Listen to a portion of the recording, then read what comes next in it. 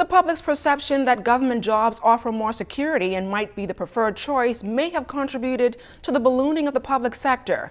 Commenting on this, Finance Minister and Deputy Prime Minister, the Honorable Peter Turnquest, says while this could be the case, government is working on empowering Bahamians so that they would go into their own businesses.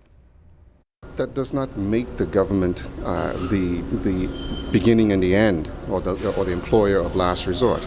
The government has a responsibility to provide an enabling environment for the private sector to take off and to be able to absorb this capacity that exists.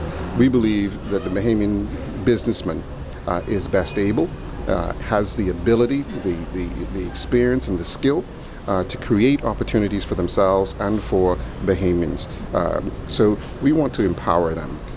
And you know, as I said when we first came into office, we want to reduce the cost burden of government so that we put more dollars into the hands of those Bahamians who are enterprising in the first instance, as well as those who are trying to make ends meet.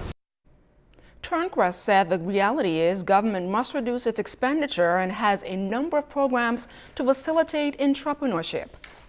Break the cycle, and we have to encourage private sector development so that we absorb this capacity in creative ways. And so again, that's what when we look at the entrepreneurship program that we want to put in place, we look at the over-the-hill incentives that we want to put in place, that's all about trying to move people off of the government's payroll and into the productive sector.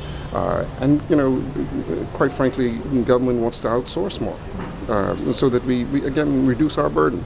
And we believe that the private sector can do this, and they can do it competitively.